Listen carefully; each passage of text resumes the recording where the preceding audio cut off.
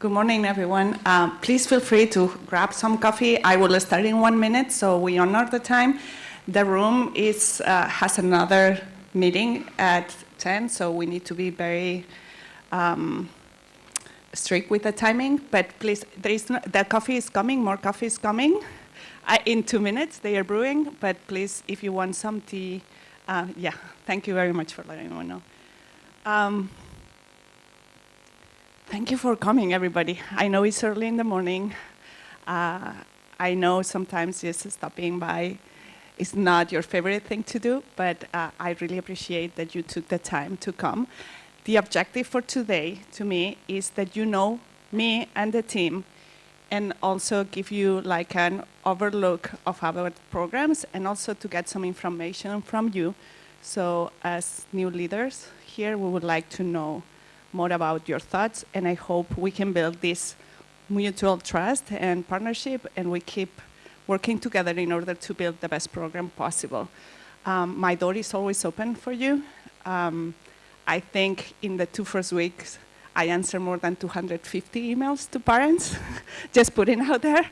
So I'll try my best to answer as fast as possible, but what I mean is I'm here for you. That's my job. And most importantly, for your kids. They are my main reason for being here. So, as I said, please feel free to contact me at any point, and I will do my best for contacting you back and to have that conversation between you and me. So, I think I'm right on time, and let me start then. So this is the team that I brought here today. We have here Amy Guile, Dr. Guile. She is the Executive Director for Teaching and Learning. We have Britta. Britta is supporting me with the Spanish and French coordination. And we also have here Ghazal Chowdhury, what are you, Ghazal? Oh, she left. She's outside. But she is my contact with you, the one that helped us to have this setting, the coffee and everything. So I really appreciate her taking that. I am Paloma Julian. I'm the interim director for World Languages. And as I said, my goal for today is just to be able to know a little bit about me, how I think, how I see the program. Also, I think as I'll send you like a form with some questions. What I did was taking all these questions and grouping them in 4 big groups. Some of the groups are not, the questions overlap, but we will try our best. But probably some of the questions, we are not going to have time to go over every single one in detail. So what I'm going to ask you to do, after I finish one block, you're going to have access to paper and markers. And I will ask you to just jot down some of the things that are crossing your mind or some of the things that I didn't mention, so we can also collect and I can address them in future meetings or communications. I hope that is okay with you, and this is the plan. So, the structure for Who is Who has changed a little this year. So I'm the interim director of World Language, as I said. I'm putting not all my attention, but most of the attention with Chinese. I'm going to just step and be like, yeah, I'm a novice learner of Chinese. I think it's important for me to understand. I don't know Chinese, but I don't think my role is to teach Chinese at this point. It's understanding and creating the systems for the program to work well. So that's my job as an interim director. Then Britta is helping me overlooking on the Spanish and French, so I can put more attention on the Chinese. Because I don't speak Chinese, but I need to understand how everything works. To me, it's very important to have a very good team with me. And I have 2 curriculum specialists in my office, Dana Gao and Julie Zhang. And Shuli is in charge of the immersion this year, so we are working all together towards the Chinese programs. Okay.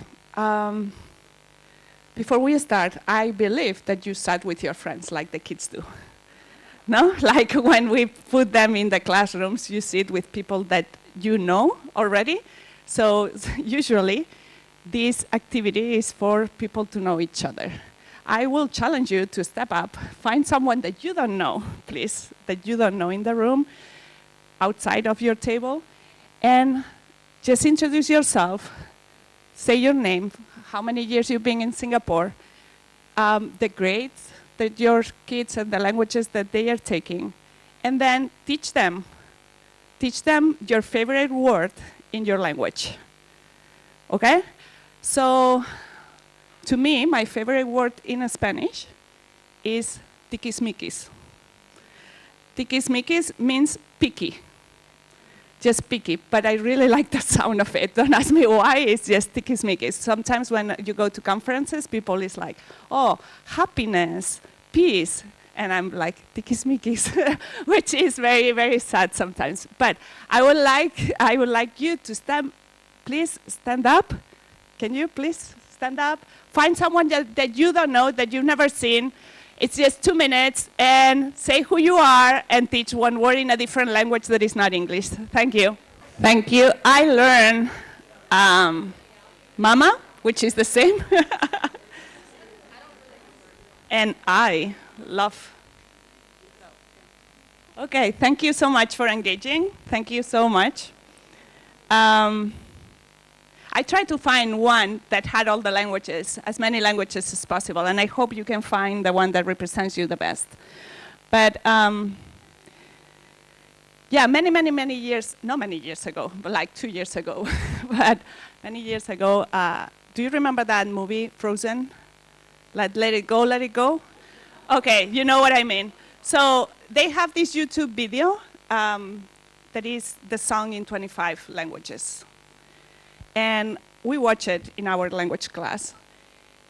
And the question wasn't about the languages, it was about how the languages, how do you feel when you see your language represented in that video?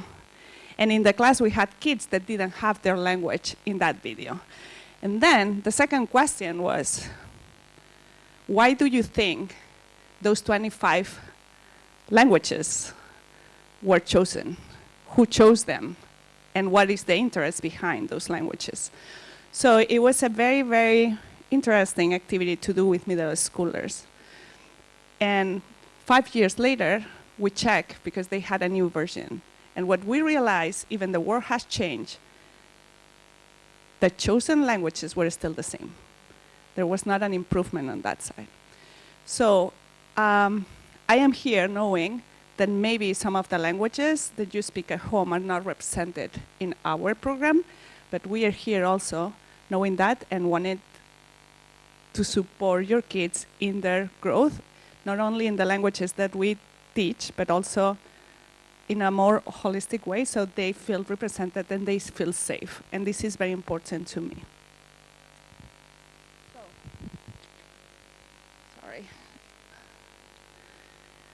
As we engage, and I copied it from Julie, from the other meeting that we had, but this is also very important.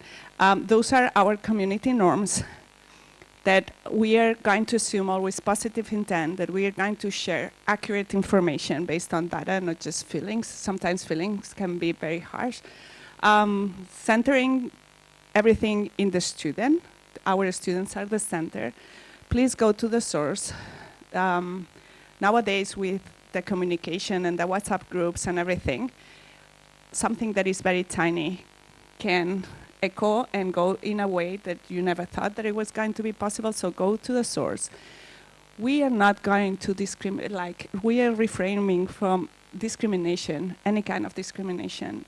Yesterday, I stood in front of all the teachers, and I said it verbally, like, we have tolerance zero about this. And that's, again, very important to create that space for your kids to keep growing. And we are going to try to contribute productively and positively. Again, the students are in the center. Okay, our agenda for today. We did the welcome. We are going to introduce a little bit more, Britta and I, then we are going to share about the vision, our 3 programs, well, 3 languages programs. I'm going to address your questions.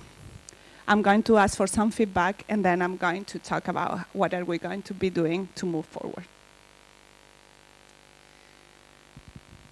Okay, now is the time to embarrass myself here.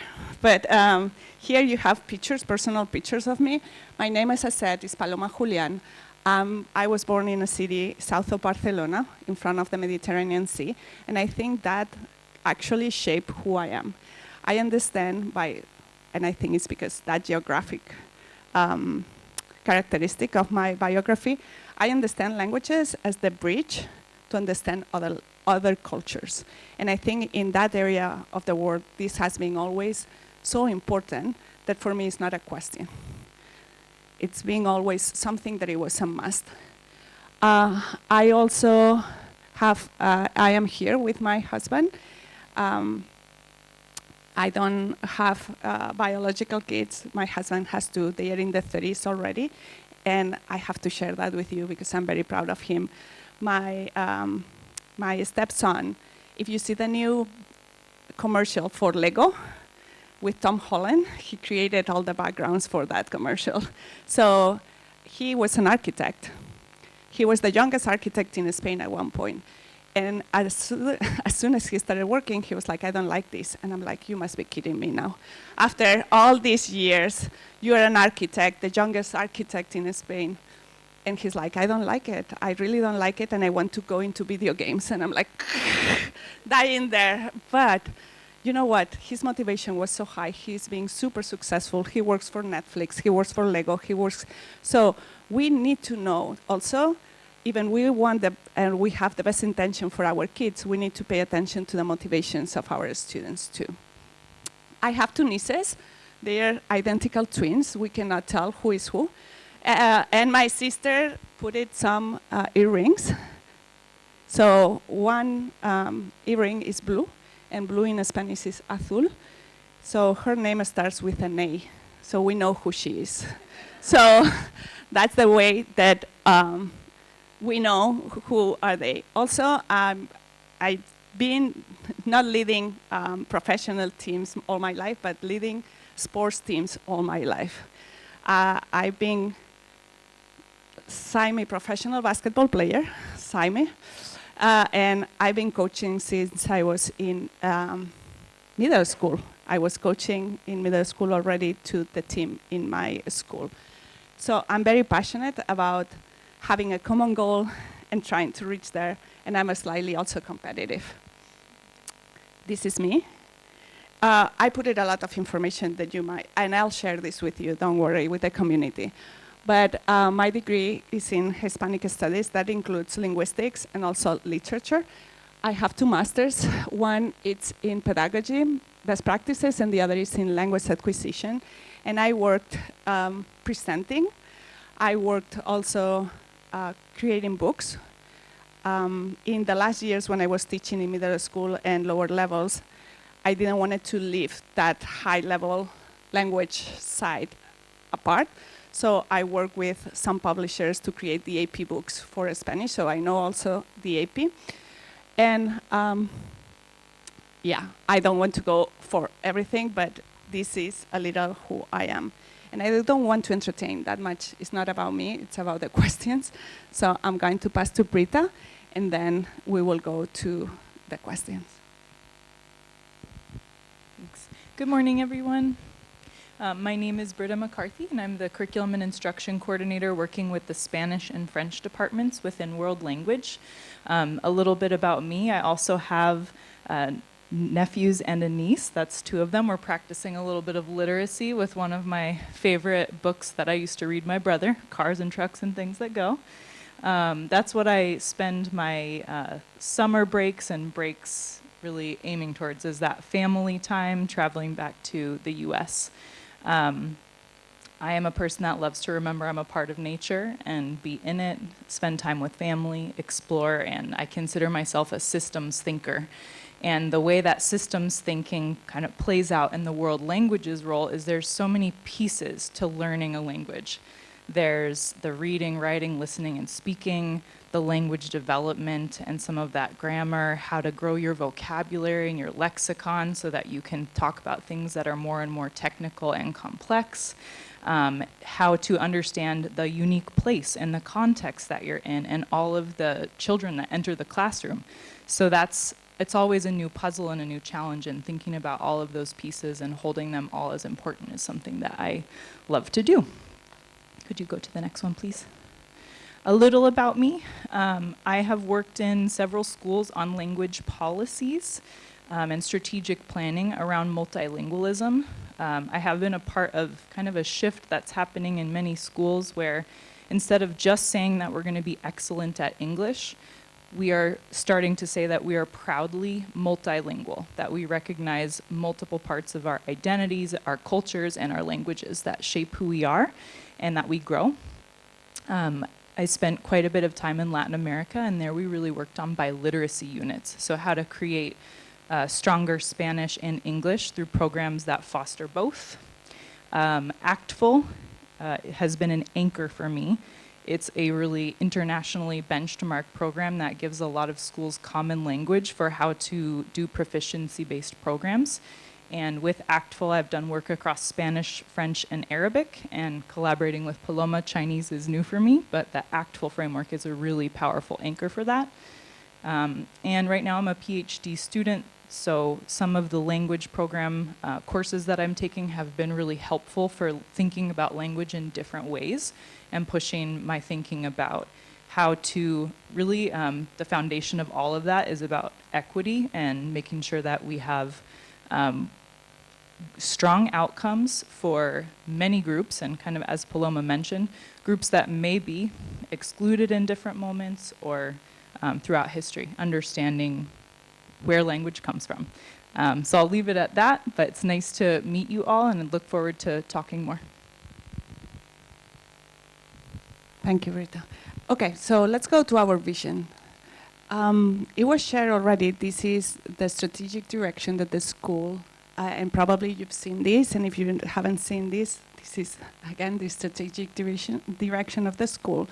And we try to center our work in the excellence, extraordinary care, and possibilities. Several years ago, and of course, joy and purpose. So let me go to the next and show you this. Okay, this was crafted before we arrived, but we think it's a very powerful vision. And this is what you can read in all our documents. This is the vision that we have for world languages. I'm not going to read it with my, my accent here, but I want you to read it and to turn to your elbow partner. It's going to be very short, and it's 3 minutes. What are the sentences of the words in this vision that really resonates with you? What are the words that you are like, yeah, this is the most important word, or this is the most important sentence in the whole paragraph? And just share with your elbow partner. And when we finish with that, I will ask you like to popcorn the ideas that are in the room. Sounds okay? Yeah, understood? Okay, so it's going to be only 3 minutes. Please share with your elbow partner what is the most important word for you in this description or the sentence. Thank you. Would you mind sharing out loud? Or is putting too much pressure on you? Maria, I've got 4 words. Okay, so I guess I'll start. The 2 sets of words that jumped out to me were professional use and cultural competence. When I did this activity, I mentioned just exceptional communicators. And my reason behind choosing that, it was like, under that kind of overarching is everything else. You need to have empathy, you need to have understanding, you need to know who you are as a learner and as a speaker. So thank you very much, but I think it's important that you know that this is driving our thinking. And we really believe in this vision. I think my goal and Brita's goal is to create a positive learning environment where the students feel supported when they take risks. I think that's very important. I think also to build confidence and to develop the identity. I agree with you. And I think that's my vision, my personal one, and I think aligns very well with what is said in here. And the other thing that I really believe when we learn languages is this is not a race. This is a long life learning. And this is like more like a marathon, if you want to see, because you keep learning every day. I'm not saying that we are not going to be rigorous and we are not going to be checking learning. But I also say that we need to keep in mind that language is not just the technical part. It's not just, there are many, many pieces, as Britta was mentioning, that we need to be aware of. The other day I was talking to a parent. I was like, do you really believe your job is going to be here in 5 years? Very, very uplifting here. And this is a question that we all have. And yes, if we want to just translate word by word, I really think my job is not going to be here. Honestly, we are going to have translators. We are going to have these kind of systems that are going to be translating. But as I said, I really believe that language is much more than that, and it's one of the things that makes us human. And if we are trying to look for how we collaborate with the AI, I think that's a key part of it. I really think that it's a cultural investment to preserve identity, diversity also, and to foster deeper cultural and national understanding and cooperation. All of you in here, I'm guessing that you know one, well, your mother tongue, but then you know another one. Probably everybody, I'm guessing 99% of the people. And you know how learning another language connect you and changed your lives. So I really think that's very important. I really think that learning another language, whatever language it is, helps with the mental agility, the memory and adaptability, and the ability to understand cultural nuances and social cues. And that's not only the technical part of the language or the grammar. And I think it's the ability to build trust and emotional connection, learning another language. And I think those three things, there is no software at this point that can do. In our school, we have we teach three languages: Chinese, Spanish, and French. And I put it in that order because it's the numbers based on the biggest one, the middle one, and the smaller program that we have, based on numbers. But we are committed to teach the three of them to the highest level to create that vision that we were talking before. Chinese goes all the way, Spanish starts in elementary and goes all the way to grade 12, and French starts in middle school and goes to grade 12 again. Our framework is ACTFL, and there are many frameworks around the world. One of the problems that we have is that the frameworks don't align exactly. You cannot be checking exactly how to go from one framework to the other and make sure that everything is aligned. You can guess, more or less, you can have an idea, but no. If we are talking about the languages that we're teaching here, there are three main frameworks that come to my mind. One is ACTFL, because the school is based on ACTFL. The second will be the European framework. And the other one will be HSK. So, did I say it right? Everything? Yeah? Okay, I don't want to make a mistake with this. So, as you see, ACTFL has 11 levels. The European one has 6, and the new HSK has 9. So, making the inference like if I'm here, I'm going to be there, every single source that you check is going to be different, slightly different. It's going to move the levels up and down, and we need to be very careful about that, and we need to be aware of that. So ACTFL bases his framework on proficiency. And what is proficiency? Proficiency, it's not only your knowledge of the language, but what can you do with the language. So many, many years ago, I was teaching at the university in Spain for people that used to come, and I had people that on paper were fantastic. They had maximum scores. Then they were sitting in front of me and they couldn't say a word, zero. Like they freaked out about talking in the language, they didn't have the confidence, they couldn't communicate. And this is not what we want. Proficiency, the language acquisition takes time. And sometimes we have the perception that the kids are not learning as fast as we think. And it's because sometimes, I'm not saying always, but sometimes we are thinking about that mechanical part of, oh, I know this vocab, but how do you apply it?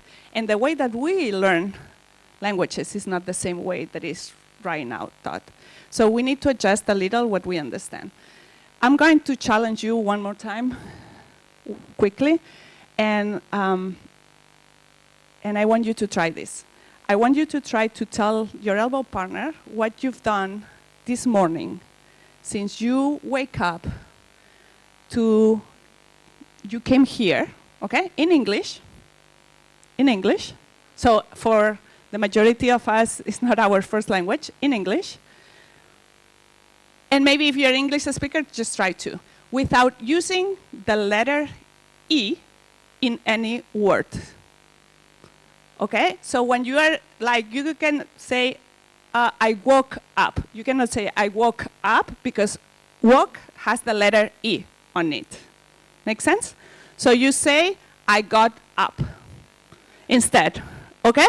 And you try to go through your morning without saying the letter E in English. Can you try? It's a challenge, 1 minute, just try with your elbow partner, thank you. Okay, so anyone can continue the morning? I got up, and what can we say after? Any ideas? I had food, and I wash my skin, and by bus? I ran to school by bus. What else? Okay, what you're experiencing, it's a novice level language. And novice level takes to go over it 1 year, 2 years sometimes. And it's not that your student doesn't know the words, but when you were trying to speak, because you knew the words, you have to navigate inside of your brain and to try to find the words. And you have almost no connectors. The connectors that you're using are and. And this is how it sounds. And sometimes when I tell you about the perception that we have, that's the perception that we are going to have. Maybe my kid is not learning that much. I don't think so. I think our data shows that we are pretty high if we compare with the rest of the world. Are we perfect? No, by any means, and we are going to keep working on it. But I think that cringe that you just experienced right now, trying to go through your day, it's what a novice sounds like. So sometimes our expectation learning languages is the first one, but the reality is different. And I think our job is to create those systems that if we see that a kid is going that way, we can provide with the ziplining. So we are very lucky that we work in an institution that has resources. So when we see, based on data, that the kid is exceeding the expectations or it's falling into the cracks, we have ways to solve that. And we are going to try our best, and this is my commitment, to try our best to avoid those. I'm going to go through the biggest program that we have right now, and it's the Chinese Pathways. And we made a switch last year that it was pretty important on the language that we were using. So right now, we have Chinese language arts, CLA, Chinese as an additional language, CAL, and Chinese language acquisition and literacy, CLAL. So I call it CLA, CAL, and CLAL, but you know what it means. So None of those. I really want to avoid the narrative, and I said it the other day with the immersion parents, that one is more difficult than the other. We are talking about a kid that has different learner profile. So each track is designed for different learners' profiles. The first one is for students who are beyond the stage of language acquisition. And they are pretty similar to someone that stays educated in the area, like in Chinese-speaking country. Then the second one is for a person, a student, that are in the process of acquiring Chinese as an additional language. And the third one is for students who are developing both. They are quite high already in the proficiency, in the communicative proficiency, but they are also acquiring literacy at that moment. The three of them are based in different standards. So you see here, that is the Ministry of Education in China and Singapore, the ACFL standards, and the ACFL standards plus the Common Core Language Arts standards.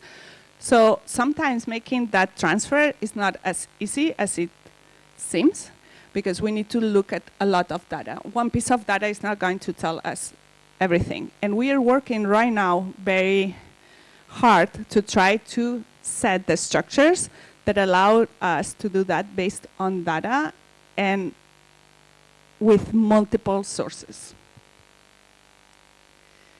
As I said, these pathways are not arranged in any more difficult or less difficult way. It's depending on who your student is, and what we are committed is to try to serve the diverse needs. So I got, Gasal, how many questions we got in there? Like 40, 50? About 60 questions. And obviously we cannot answer all, so in order to be very clear, I put them in 4 blocks, and I try to put some talking points, and I'm going to walk through them. I'm aware. So after each block, you're going to have, and if you don't, I'm going to provide it, a piece of paper and and some markers. And after I finish, if I didn't capture any of the questions, I would like you to just write them down. I will collect those posters at the end, and I will make sure that I answer your questions in the future.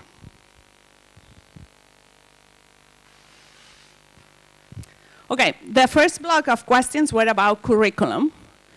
And I separated them in Spanish, French programs, and Chinese program feedback. And it was about speaking and writing skills could be improved. Always our program can be improved. I will need more context, because the question was just like, it was that common, basically. We really wanted people to be our students, our population, we wanted them to be very good communicators. Our goal, and this movement started like more than 10 years ago, was allowing them to be very good speakers. Then we realized that we were missing the part of the literacy, and we included it in Spanish a little earlier as a pilot than Chinese. We are working towards that. We are reviewing also our pathways to try to make them robust, more robust. So I hope you can see the improvements in there. And then it was a question about the stamp. I'm going to be clear crystal with you. A stamp is a test, and it can be prepared. So we are working also this year to make sure that everybody follows the same rules when they prepare the test, because sometimes we see some results that are slightly different than the others, and it's a result of teachers not wanting to be, how do I say this? They want to be perceived as good teachers, as everybody else when they do their job. So basing all our data just in a stamp, I don't think is fair. And I don't think it's accurate. That's why we need more data. So I have questions about that data too, and I'm going to just check it. But the results, as general right now, what we are seeing is that we are ahead in the game. So when you compare our data to the rest of the world, we are better. However, I have also to keep checking with that. And I hope you understand. For Chinese, it was like the desire to increase the difficulty and depth of the curriculum. We are revisiting, I don't know how many units this year, Amy? Dozens of units, and try to address what you are saying.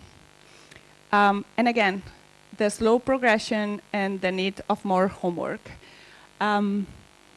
We are revisiting the pathway too, not just the units, but the pathway and the timings.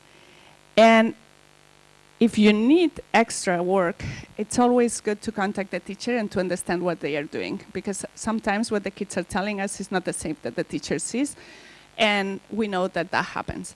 So it's always good to contact the parents. I'm working also with our team, the technology team, knowing that we have platforms with artificial intelligence, not for your kids to be sitting in front of the artificial intelligence, you know, the computers, but to have platforms that allow us to personalize the homework too.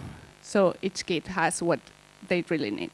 So I would like you to talk to the teacher, and if you need more information and more homework, just talk to them. Oops, sorry. I meant to do this. So I know that that was quite short, but I would like you to tell me what are your questions about curriculum that I didn't mention at all in these 2 or 3 minutes. And I would like you to write them down. You can write them in Chinese too. My team will translate for me, don't worry. So feel free to use English, Spanish, French, or Chinese. Questions about the curriculum that you have? Okay. We'll have some more minutes at the end, so you can finish with that. It's needed. But I see some tables that have finished, and I think we can move on.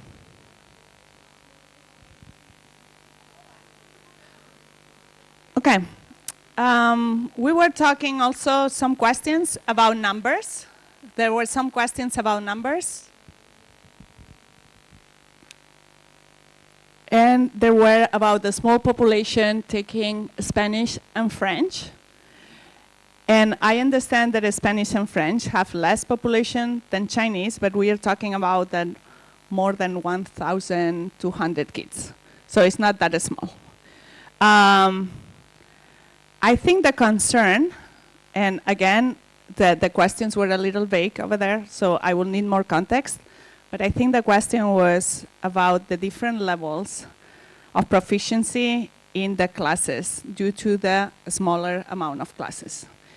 And I would say that we try to put the kid wherever he belongs based on the proficiency level. Inside of the proficiency level, there is not an exact we cannot say that my proficiency level, even if it's intermediate, is the same as Brita's proficiency level because she's intermediate too. There are ranges. And that is going to happen not only in languages, but also in math, in biology, whatever class you take. So again, I will need a little bit more in context to answer that, but we are trying to minimize those scenarios. However, we know that we have tracks that don't allow for the flexibility to do that well, and we are working on that. We are not blind. And also, we know that French, which is the program that we have less population, has some issues about having to put 2 different proficiency levels in the same block. We are working very hard with the teacher to provide with that differentiation. In the Chinese program, there were concerns about the placement and the learning environment. As I said at the beginning, and this is not negotiable to me, I stood yesterday in front of all the teachers and I talk about creating a safe and equitable learning environment for every student, regardless of their background period. And that was said, and I'm going to maintain this. And what I need from the community is not to talk without me knowing. I need to know what is going on. I really need to know what is going on, because it's not helpful to anyone that, oh, the parents say, or you don't know what the community say, and I need to investigate. I need you to tell me what is going on so I can be proactive on that. And I'm very serious. To me, that your kid is having the best experience is the most important thing. And no one learns a language without liking the space where they are. They need to be okay, safe, feel seen, and feel respected in order to learn a language. So learning a language, to me, even I'm the world director, the director of world languages, it goes after having your kids in a very safe environment where they are respected. And that's not negotiable. So I really need you to step up and to contact me. And I will do my best, I promise you. I will do my best to try to solve any problems. Then it was a question about support.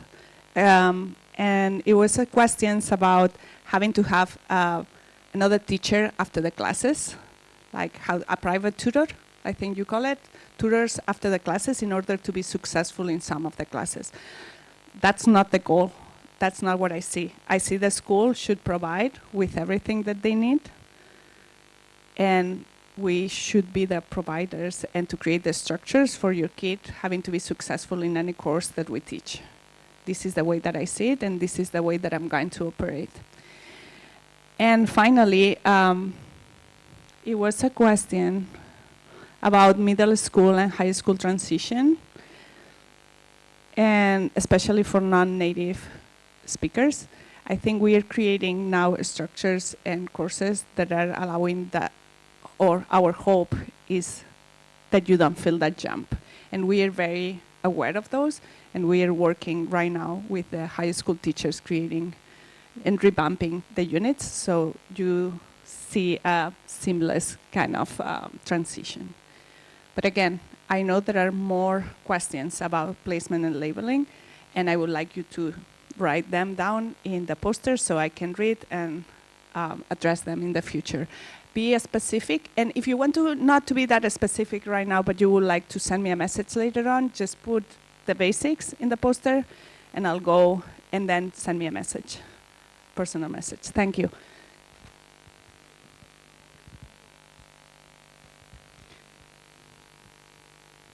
Please talk to your table and write whatever you want about those topics, the placement and leveling. Okay. Again, I'm going to go quite quick now. Thank you. Because I'm aware of the timing, but I hope you don't mind if I go over for 5 minutes. And I think we are going to have time also to clean for the next meeting that we have in here. But again, you see that some of the questions overlapped. And we have, again, the transition. And now the transition is not between middle school and high school, but the transition is about elementary school and middle school. And again, we are aware and we are trying, thank you for the question, we really are aware of those transitions, and we are trying to create the system data-driven that allows us to do those transitions better. The connection between any course and the AP. AP, it's a milestone that we have in our program, and we know how AP works. AP works over 6 basic or overarching themes. When we plan our units, we plan backwards with those themes in mind. So everything is connected. So one of the over themes in AP is family. So when we are like, let's say in elementary, and we are creating the unit, we are seeing the themes in AP, and it's like at the level of elementary to talk about family. how we are going to scaffold this till we get to the level of AP. So it's backward design, and we use that backward design for all the units that we create in the school. The rule about near native students and AP Chinese course in 9th grade. If you are a near native, or what we call right now Chinese language arts, your level should be above of what AP Chinese is. So AP Chinese is intermediate level. It's in the range of intermediate level. So you need to understand that your kid, if he's in this, is above, as soon as the kid is taking any AT, like advanced topics, he is allowed to take the test, the AP test. So there is not a rule that says that your kid cannot take, and also doesn't count as the, how do you call that? The AP cap. So there is nothing against taking the test, but there is no sense that if I'm at this level, I'm taking this course at this level, because it's going to mess up with the whole program too, with the learning experience and with the program of the kids that are actually at that level. So think about, when you think about the whole marathon that we were talking at the beginning, where this should be. Then we were talking about offering more Chinese electives. We are always looking for more. The fact is that the numbers are not that high right now, and I'm being, again, very honest with you. So we almost had to close one of the electives because we didn't have numbers. So we are looking for ideas. So if you have ideas of very interesting things that your kids you think will benefit from, I'm very open to investigate those and to open the conversation about those. Not offering novice for French in grade 8, we didn't have numbers. We only had 2 students, I think. So what we offer is studying novice in grade 6, 7, and 8, and I know that, and this makes me feel a little uncomfortable that we cannot offer that, but it's the reality of the numbers at this point. And then, as we were talking, how proficiency level align with university tests between the frameworks. I got the same question the other day when I was here in immersion. I was like, oh, I'll investigate. I didn't understand the question, what it was. I think I answered completely different things, but then I talked to the person. And I've been investigating and tried to make sense, and everything that I'm getting is, I know that my expertise is Spanish and the European framework, because I'm in the European system, and also I work all my life with ACFL. And I know that it's very difficult sometimes to align. Adding now the HSK adds another layer, but I'm working very hard to make it transparent and to make our version of the school of that. So working on it, work in progress. Oh, about that, can you, in 2 minutes, write me any questions about this? And we will go for the last chunk, and then in 5 minutes we will be over. But can you write in the posters for 1 minute any questions that you have about the program offerings? Because I think you wrote already about curriculum. So anything about offerings that you would like me to know, now is your time to write it. 1 minute. Thank you. Okay, so let's go for the last block. And it was about just being mindful of the time and knowing that the other meeting has to come. I'm going to send you guys also a form, or you're going to have access to a form. I'm not going to send it now, but if you want to give me more feedback. But it was about communication and administrative concerns. And you can see what the questions were about. More updates from the teachers. I think you can all, I'm open to explore new ways. I also think that we need to create that community where you feel comfortable about asking to the teacher if you need anything, and also the teacher communicating with you. Again, concerned about the small numbers of Spanish teachers. Same answer that I gave you before in here. I need more context about some teachers, about the open communication, flexibility, and understanding. I will appreciate if you approach me with specifics. And there was one about hiring a permanent director of world languages, because we all understand that my job right now is interim job. This process has been open already. It was open in August, and Amy can give you more updates on that. So thank you for that question. We have posted the role online. We currently have a headhunting group that's helping us to identify candidates for this role. And so there will be a process where we will ask you as parents to join those candidates and give us feedback and be part of the interview process. So watch for that information if you're interested in being part of the process. Thank you.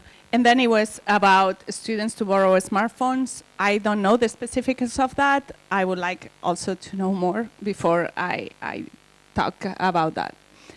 Okay, so just moving forward. Those are some things that we have already done this year, and I think it's important for you to know. We are reviewing and revamping units in our curriculum. We have every day of the school year where we are working on that. Every single day. There is no one day in the calendar that we are not working on revisiting all of our units. The Teachers PD, it's on delivering classes on high impact strategies for the classes, literacy, and culturally responsible practices and social emotional learning. We have increased the PLC coaches to build one-on-one teacher development. And again, increase culturally responsive teaching practices, because as I told you, this is a priority to me. For the placement, we are reviewing our placement practices, knowing that has been a lot of confusion, and we want to create standardized protocols. We are working right now with the teachers, and I hope I can gather also some feedback from you once we have that protocol finished. We want to ensure that our placement process is data-driven, and striving to remove biases where it might exist. This is very important again. And also, we are reviewing the exit targets and the pathways, understanding that every kid is unique and they have different kind of pathways towards the exit targets. Finally, we are, again, keep monitoring the pathways and the demand of new courses. That's why I asked you if you had any ideas. That would be great, and it will help our thinking. So this is a feedback in general for the session, and if you want to add any more. But also, we would like, how many of you have the kids in Spanish? Okay, for the Spanish parents, we need you to... You're willing to give us 5 minutes at this front table while the other group sets up? Yeah. We're looking at revamping some of the AT courses, the advanced topic for Spanish, and just some parent ideas. Do you have time now? If not, we can schedule another. Yeah. Did you hear it? Did you hear Amy? Okay. So if you are a Spanish parent, please come forward in here. If you're not a Spanish parent, this is the feedback that I need. Thank you. Thank you. So, Spanish, that your kid is in Spanish. I mean. And before I dismiss everybody, please contact me at any time. I just want to make sure that you feel comfortable doing that. Thank you so much for coming. When you finish this, you are more than welcome to go. And yeah, thank you so much for coming. Thank you. Thank you.